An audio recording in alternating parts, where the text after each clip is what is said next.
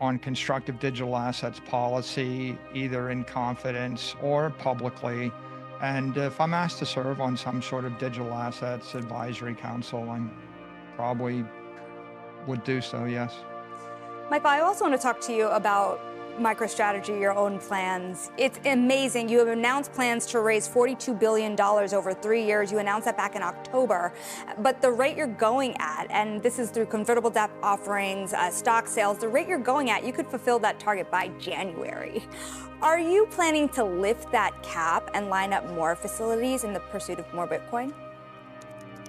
Yeah, when we announced it wasn't clear how enthusiastic the capital markets would be, but we got a very enthusiastic reception. And then after November 5th with the red wave, we saw a big sea change in the political environment. And so we went faster than we had thought we were going to go on October 30th. Our goal is to is to continue to raise capital primarily through fixed income markets. So we'll pursue preferred stock or convertible bond or other equity-linked financings, as long as it's creative for our shareholders. When we get through the 21 plan, which is $42 billion in capital, we'll revisit our capital plan, and we'll put in place a new plan subject to market conditions at the time. All right, so we'll look forward to that. I am curious, with what you've raised so far, it seems like you've been tapping the market facility more so than converts in order to raise cash. And I'm wondering if there's anything to read into that. Well, just the equity capital markets were very enthusiastic over the past 4 weeks. And so we're always considering, is it the convertible market? Is it the fixed income market? Is it the equity market we want to go to? And that's going to change from time to time. I expect that mix will shift more heavily toward fixed income markets in Q1 as we go forward, because right now we're probably getting a little bit too delevered, and we'd like to actually get more leverage. We have about $7.2 billion of converts, but $4 billion of them are already essentially equity. They're through the strike price, they're through the call price, and they're trading with a delta approximately 100%. So they're looking like equity.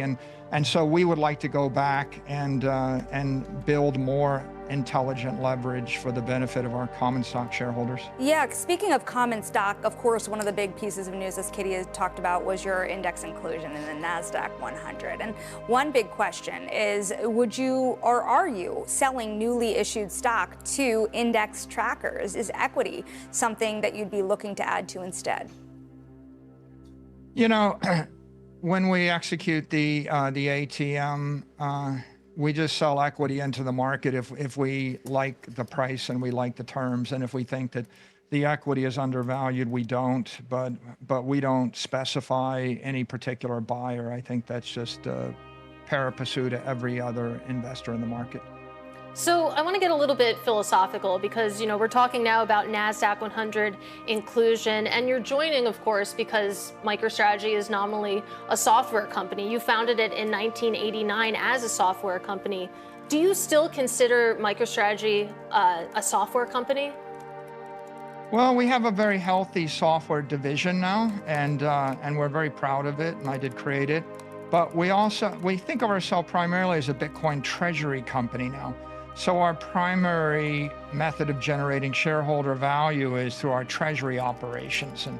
And if you think about, there's 3 ways to create value for the shareholders. There's operating income, and our software business generates about $75 million a year of operating income. There's also investment income. That's been difficult to track, but right now we have $18.6 billion of unrealized investment income.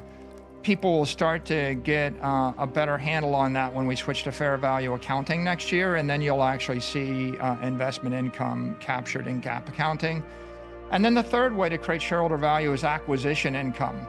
So when Apple buys back its own stock, or when Oracle does M&A acquisitions, or when you do an LBO, you're basically taking capital which is cheap to buy a capital asset which is a higher return. So MicroStrategy is engaged in that capital acquisition process. We issue equity and debt, we buy Bitcoin. That's resulted in about a $14.4 billion benefit. If you value the Bitcoin at 105 for our shareholders this year. And so we do all three of those. Obviously, the big numbers, the investment income, the acquisition income are more due to Bitcoin treasury operations. Well, I'm glad you brought up the accounting rules in particular for this reason, because obviously NASDAQ 100, wondering now, with the rules around profitability for the S&P 500 inclusion, does that accounting rule get you to the place where you think that the S&P 500 comes next for you? And how soon do you think you can get there? You know, I mean, obviously it's the decision to enter the S&P 500 is above my pay grade.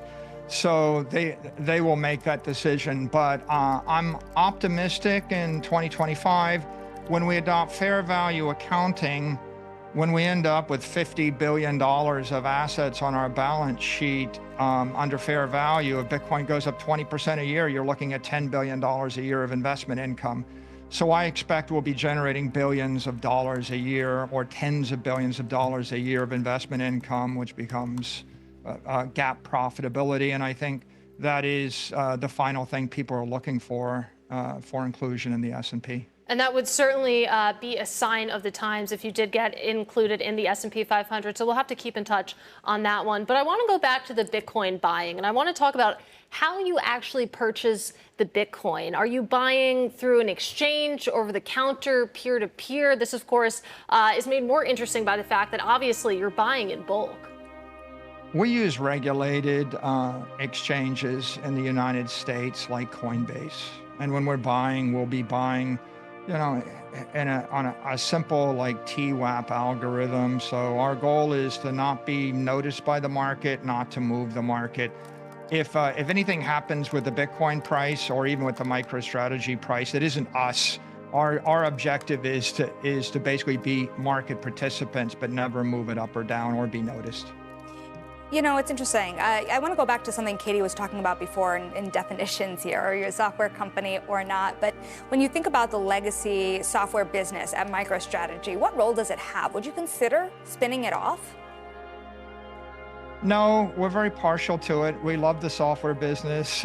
I invented a large piece of it. We love our customers. We enjoy it. It's profitable, and it's a core part of the company's identity.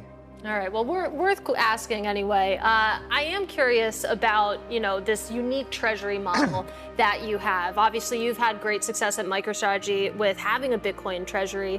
You recently pitched Microsoft, though, on investing in Bitcoin. That was rejected. But are you surprised that you haven't seen more traditional companies follow your lead here and invest in Bitcoin?